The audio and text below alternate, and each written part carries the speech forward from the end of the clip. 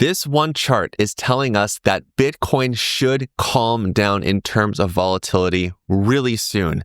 This is BVOL70 provided by BitMEX, and we're going to be talking about this chart, how it relates and coincides to the price action for Bitcoin, stablecoin dominance, and also the others chart. All of this and more in today's video here on Coin Bureau Trading. My name is Aaron Dishner from The Better Traders. If you haven't already subscribed, now is a great time to do so because get ready for the fire hose of information that you're going to happily drink from.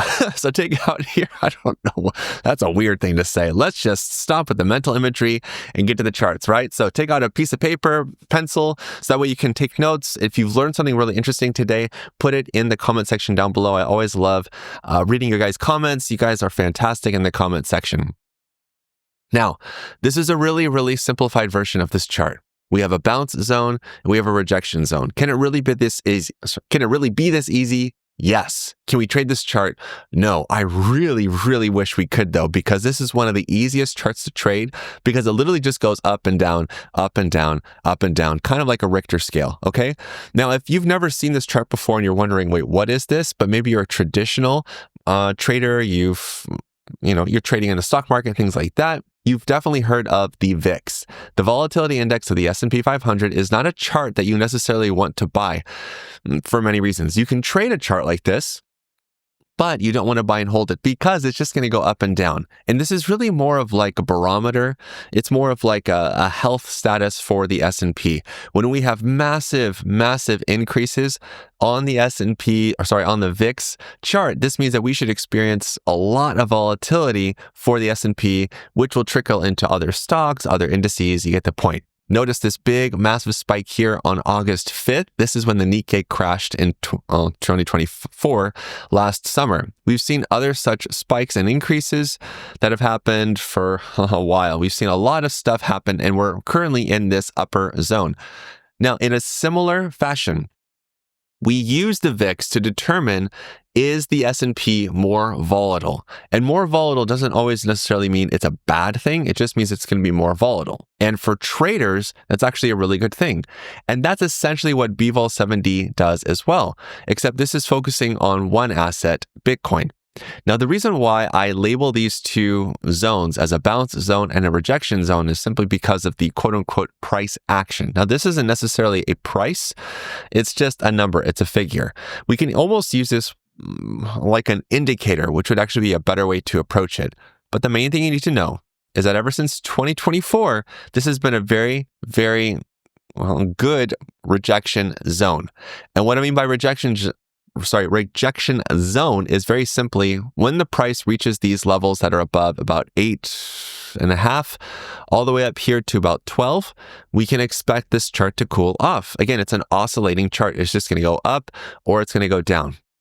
When there is wild volatility in the market, guess when this was? That's right, August 5th. This is when the Nikkei crashed. Same concept as the VIX. Now, the main thing that we can see here is that once we see this going up, we're typically going to see really big fat green candles on massive volatility, but eventually there's going to be the inverse correlation. We're going to see charts cool off and we're going to see Bitcoin volatility calm down. It doesn't necessarily mean that the charts are pumping when Bitcoin volatility is going down, but there is some truth to this concept in that when Bitcoin is bullish and it pauses after being really bullish, that's typically like a slinky effect or like a rubber band effect.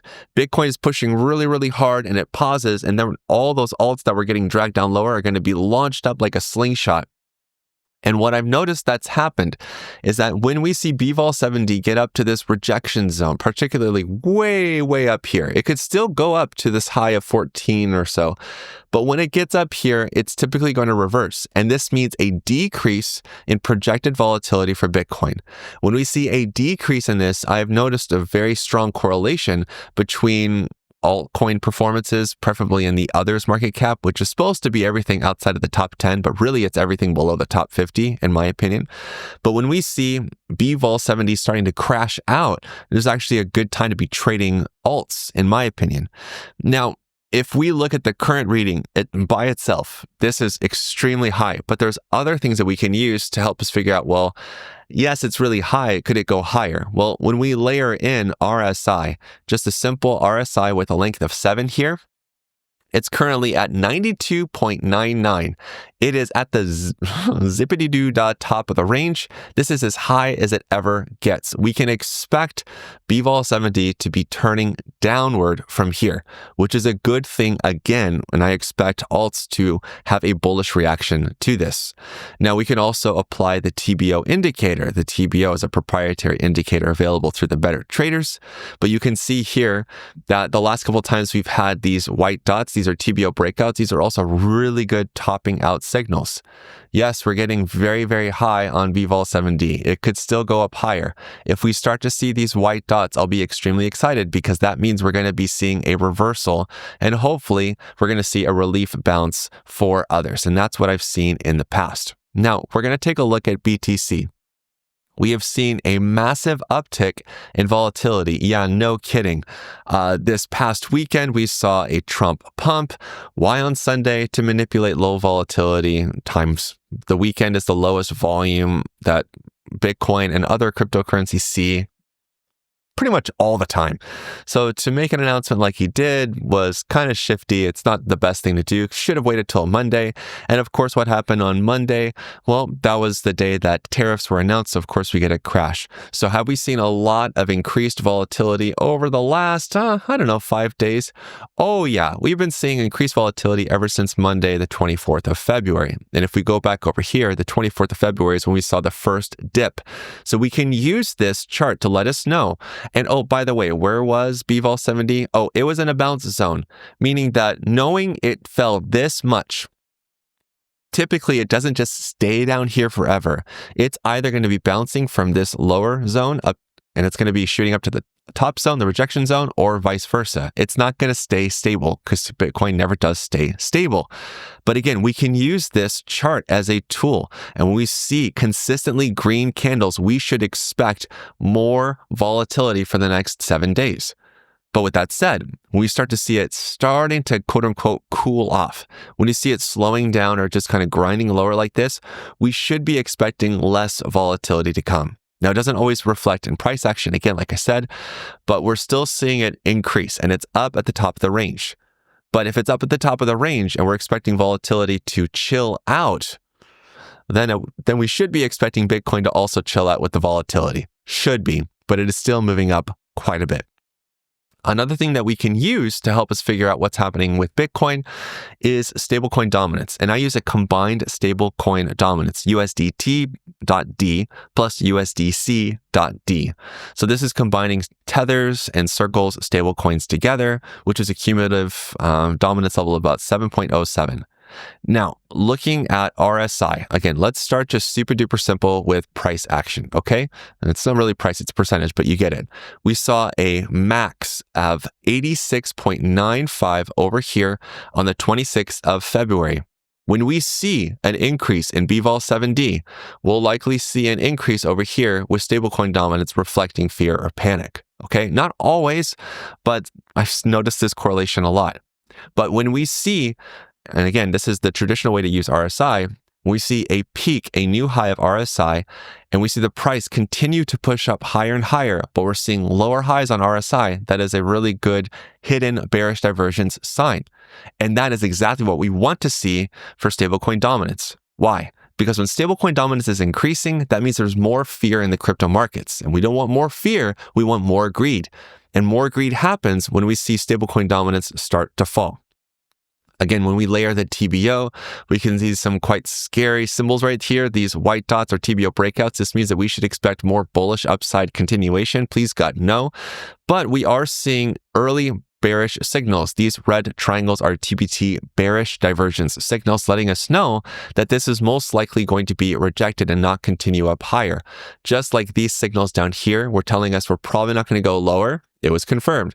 Here we got 2 in a row, well, almost 2 in a row. This is probably going to be confirmed. And I'm looking at this and expecting Bitcoin volatility to cool off, which means that we should slowly start to see stablecoin dominance come back down, which means that we should see others increase. And this is really where I want to be headed.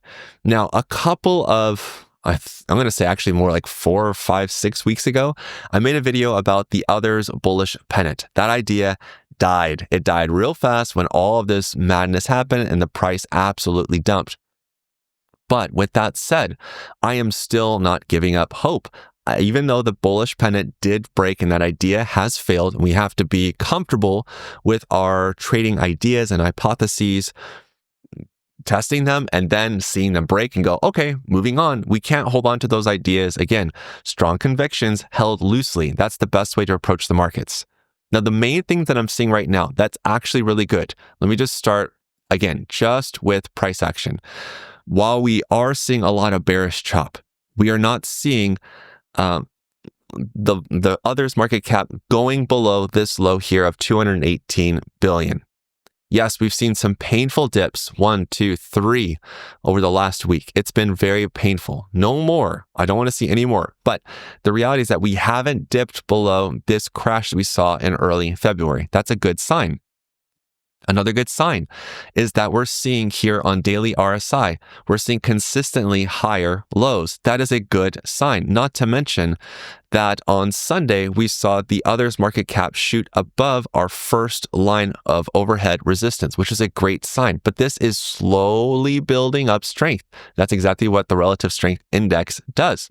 So this is a good sign. Now, if we look at the TBO, the trending breakout indicator, it is very much a strong bearish chart. When the price is below the cloud, much like a moving average, it's strong bearish. Bitcoin is strong bearish below the cloud. So please don't think that I'm trying to sugarcoat the situation. This is strong bearish, but I am starting to see signs that this chart wants to bounce. We have these TBT bullish divergence signals, and then we have these 2 tags right here, or these tabs, however you want to call it. These are TBT divergence clusters. These are more, I guess it's basically like a highlight. It's essentially the same thing that we have here with these guys, but these are darker and they're different. Well, this is a different shape because they're supposed to draw our attention even more to what's happening. And the reason why they're here is actually a wonderful thing, because when we see these signals close together like this, we should be expecting some sort of a bounce. Yes, I know the price fell down after that, but they are typically pretty good reversal signals. Now we've seen the opposite, right? We have all these bearish divergence signals, which we do see pullbacks. Yes, they do call the tops. So we need to be careful on this, and they can be early, just like these ones can be early as well. But when I start to see these tags like this is typically a good signal that we are nearing the end of all this chop consolidation. And I am expecting the others market cap to move up. I know I'm a crazy person, but when I see the TBT bullish divergence signals flashing, when I see RSI growing, when I see signs of weakness on stablecoin dominance, seeing it in RSI and also at TBT divergence, and when I know that Bitcoin volatility is reaching the max side of the rejection zone, I'm looking at this like, it's a matter of time. It's a matter of time till we see Bitcoin stabilize, not going absolutely crazy like it has been, which should allow the others market cap and all these tokens that we love to trade, they should be going very, very green very, very soon. Now, the main thing that we need to be careful of right now is the obvious White House crypto summit. The first of its kind to ever happen in the White House is scheduled for this Friday.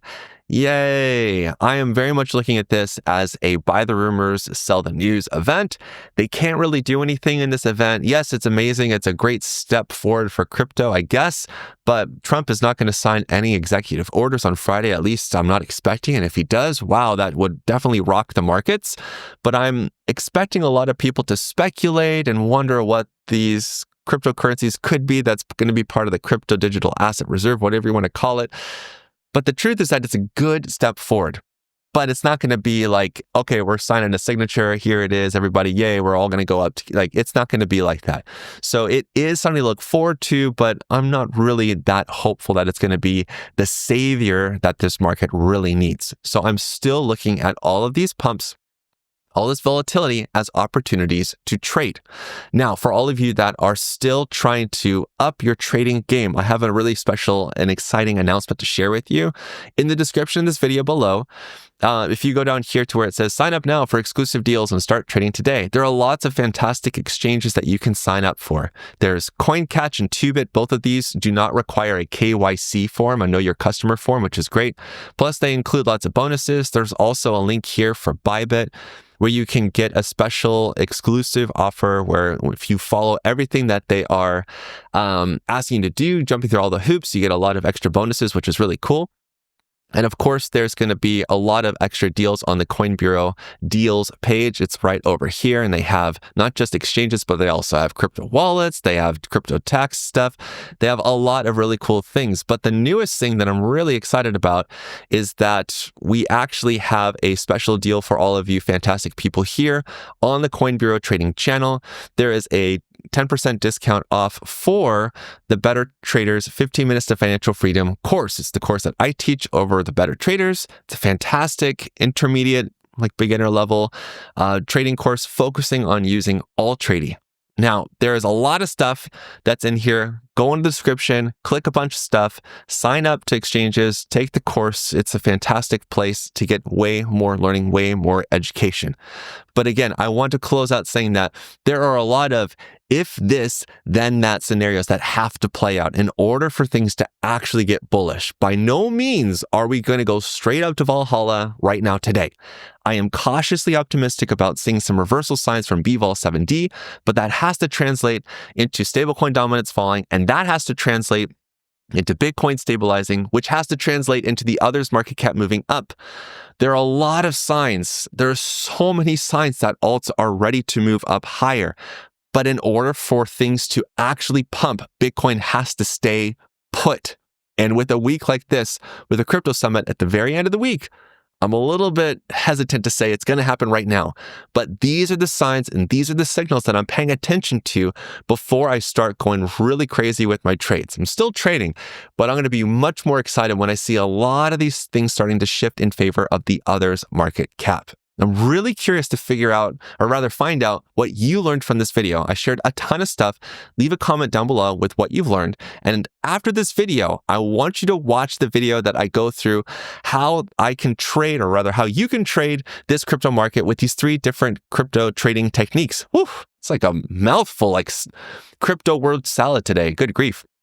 But this video is fantastic. It's going to show you how you can use free indicators, what strategies I'm using to make money right now in crypto. And until the next time, you know what to do. Stay awesome and stay in the green.